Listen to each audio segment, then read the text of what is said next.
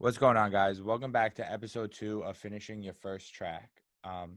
Today, we're going to be doing the kick and the drums. Not all the drums, but a good majority of the drums to set a nice bass and groove. Um, full disclosure, full disclosure.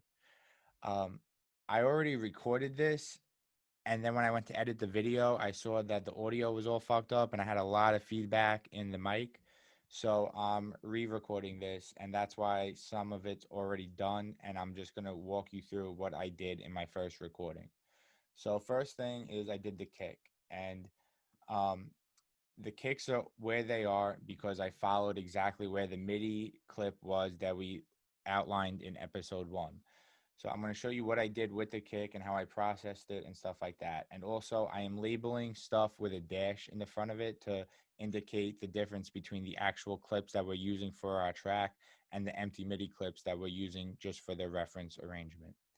So first thing I did was I had to figure out the key of the kick.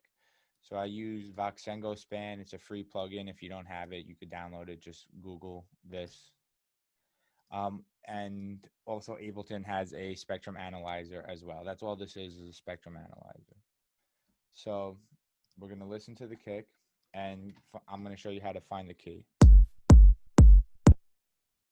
So we basically just move the cursor over where the peak is in the sub. And then this will tell us what it is, and it was in the key of G. So I labeled it kick G. And then I'll delete that. The processing I did was I brought a VU meter in and linked it. It's a Klanghelm VU meter. And I usually get this to sit around 0 and 2. And it's sitting at 1.5 right now. So that's good. But when we use the VU meter, we're going to lose a lot of volume. And you want the kick to be sitting right at -6 dB. And you don't want anything louder than the kick in the track. So you're anchoring the kick at -6 dB. So we're going to bring this up with a saturator. I'm going to turn the soft clip on and bring the drive up. So we got it sitting right there. So then we also have a little kick that is used in the breakdowns and some of the breaks. And all I did for that was, the first thing I did was I actually took a single kick and I trimmed it. So you could see if I zoom in that the little kick is actually smaller. I just, with the fade, trimmed it a little bit, something like that. All right. Whoops.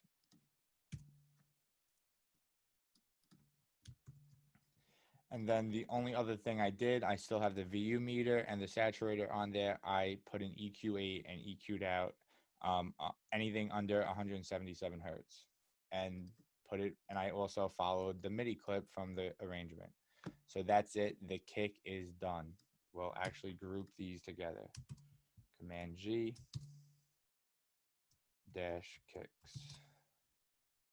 I know kicks has a C in it, guys.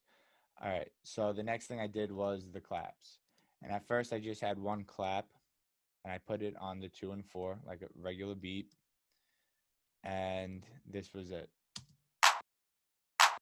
It's pretty good, but it doesn't really have enough body to it, so um I layered it with another clap that sounds like this. So together they sound like this. And I brought the volume down a little bit. So it's sitting around -10, -9 dB. Then I followed the MIDI of where the claps are and put them in where they are supposed to go. So I think I have the claps in the Save for Later folder. I dragged some of the MIDI clips up into this folder to basically save for later. And anything that has, like, see, I have filtered out towards drop, filtered out towards drop, lowered towards the drop. Anything that, like, I'm not done with and I need to maybe add automation and stuff, I put in this folder, save for later, and it's out of the way. And I put like a like a light color so you don't really see it and it doesn't distract you. So now we have the kick and the claps, and our loop as of now sounds like this. I know, very simple. But every element we add, it's going to get a little more interesting and a little more full.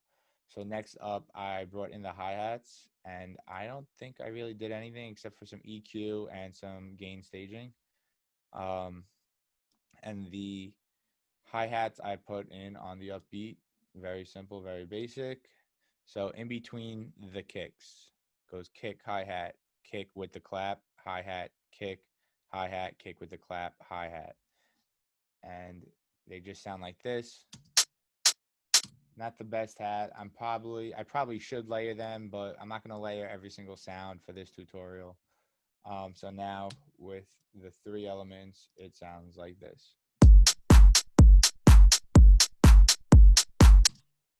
All right, and also just a reminder, we're using One House by Duke on Force of Habit Records, still in the top 10 on the Tech House hype charts. It's been like in there for weeks. So if you haven't checked it out, go check it out on Spotify and stuff like that. All right, so next thing I did was the shakers, and I used a drum rack. I brought in just from the instruments, brought in a drum rack, found three simple shaker sounds, and dragged them into three slots, and then made a MIDI track out of it. And I played around with the velocity of each note, and you can hear each one individually. And some of them I dragged in like a little bit off the grid to add some groove to it, and then this is it.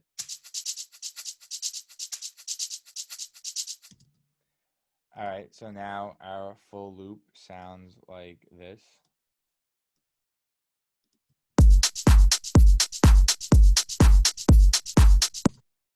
All right, so I actually didn't get to perk one yet in this video, so I am going to save that for a later video. But what I did now was I referenced the track. We'll open it up here. And I noticed he has some offbeat snares and offbeat claps. So follow along with the line as it goes across, and you'll hear some claps here and some snares here. So we'll put that on.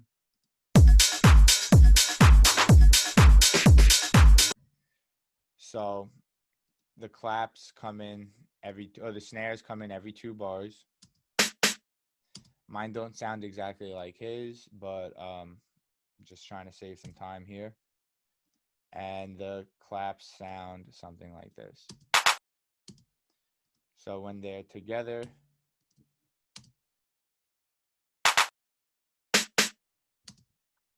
and this is now the loop with everything.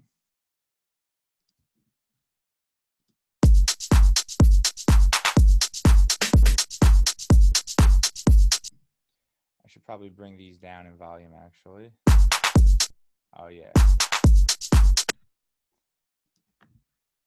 So you'll also, as you guys produce more and listen to more music, your ears will learn what sounds need to like stick out in the mix. So like this little offbeat clap is not going to be like a main element. So like it could be at a much lower volume. Maybe like EQ out some of the high end too, at the low end.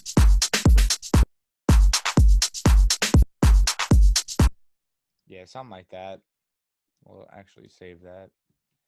And then he has like this cymbal loop here.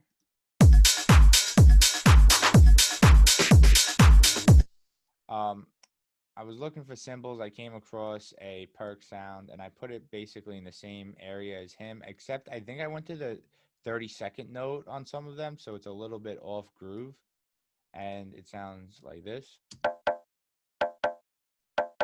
Yeah, this is more of like a Tom Perk sound, but it's fine. We don't need to go exactly. We're not exactly recreating the track. We're just using it as a reference. So now we have this as our loop.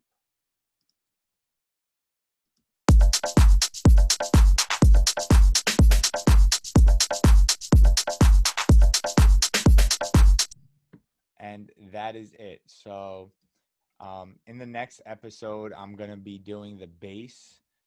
We have a bass, a filtered bass, and a mid bass. We're going to be writing a bass line. I'm going to show you guys how I mix it in with the kick and the other sound so it doesn't bleed through the other sounds, and the mix is still going to be clean. And we'll probably just do the perk shots here where they are according to this MIDI clip from the arrangement reference. Um, so yeah, we should be done with this in about 5 or 6 parts. If you guys like the video, hit the like button, subscribe to my channel. I would really appreciate it. Really trying to get to 1,000. I'm about 150 shy right now. Um, and if you have any questions, as always, just leave them in the comments, or you could email me at trizzohmusic@gmail.com. Thank you guys for watching, and I'll see you in 1 week with part 3.